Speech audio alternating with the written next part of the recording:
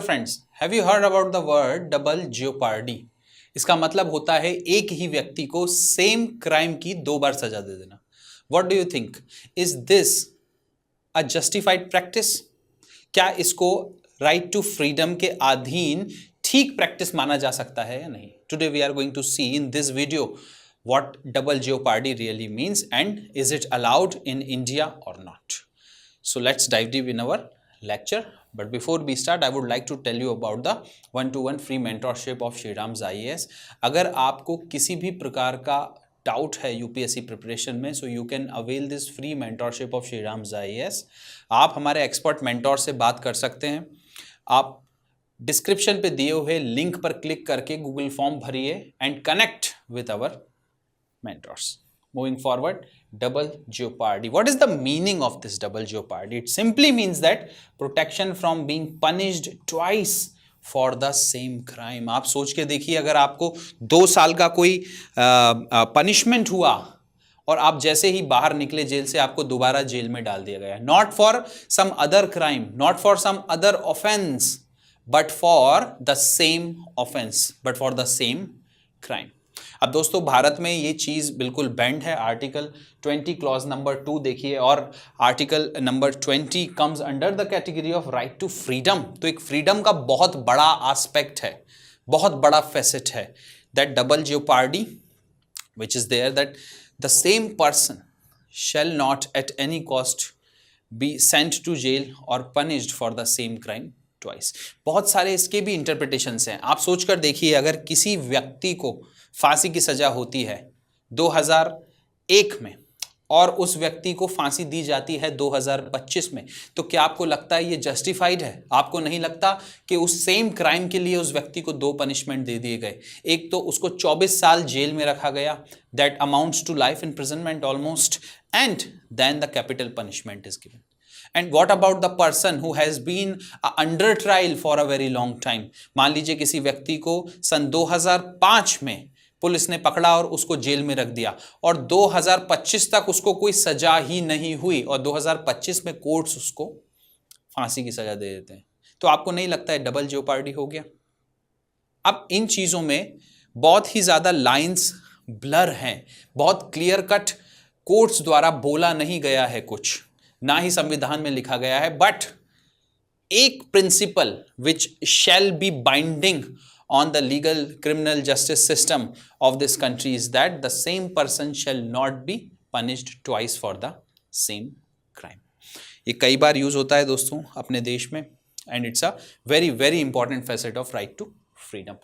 अब कैटेगरी क्या है इसकी? Of course fundamental right of freedom, and it applies to all the persons. देखिए दोस्तों, कुछ फंडामेंटल राइट्स ऐसे हैं जो सिर्फ सिटीजन्स को दिए गए हैं. इसमें आर्टिकल 15 आता है, आर्टिकल 16 आता है, आर्टिकल 19 आता है, आर्टिकल 29 और 30 आता है. बट इसके अलावा जो भी फंडामेंटल राइट्स हैं, those are not only available to citizens but are also extended to the aliens. Means everybody who are present in the territory of India shall not at any cost be punished for the same crime twice. I hope you have got it, you have understood it. Now what is the purpose of having such a important principle in the constitution? भाई civil liberty के लिए बहुत ज़रूरी है, लोगों की freedom के लिए बहुत ज़रूरी है. It ensures fair trial.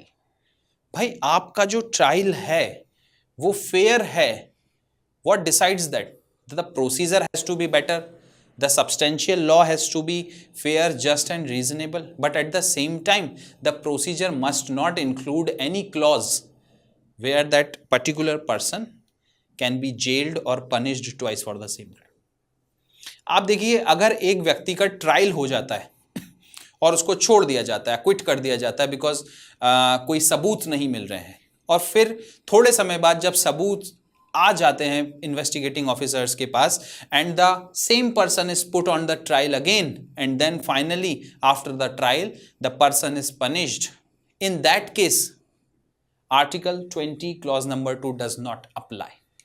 इसका मतलब होता है कि पहले बार में क्लियर कट पनिशमेंट होना चाहिए. जब तक पनिशमेंट नहीं होगा तब तक डबल जेओपार्डी की बात नहीं की जा सकती।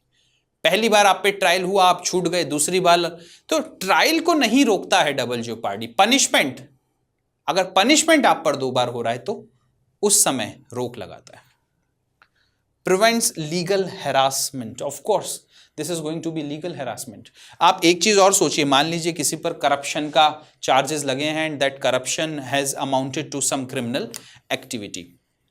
नाउ जस्टिस सिस्टम में नॉर्मल जो कोर्ट्स हैं, Indian penal code, Bharatiya Nyaya संहिता, उसके हिसाब से कुछ ना कुछ चार्जेस लगेंगे उस ऑफेंस के, but at the same time there is going to be a departmental inquiry also.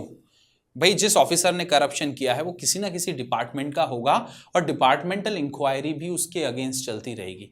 ये जो डिपार्टमेंटल इंक्वायरी है, it goes parallelly with the judicial inquiry which is going on or the trial which is going on, और दोनों ही जगह अगर punishment हो जाती है, does it amount to double jeopardy? No, it does not.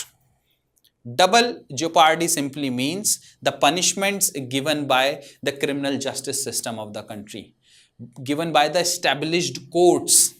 It can be the local level courts, or it can be the session court, high court, supreme court.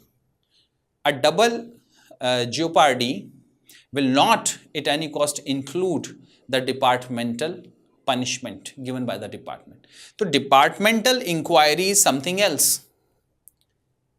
आपने corruption अगर करा और आपकी डिपार्टमेंटल इंक्वायरी चल रही है, eight the same time अगर आपका ट्रायल चल रहा है कोर्ट में और दोनों जगह सजा हो जाती है, तो मैं फिर से दोहराता हूं, this will not amount to double jeopardy. इसको ये नहीं कहा जा सकता कि एक क्राइम के 2 पनिशमेंट मिल गए हैं।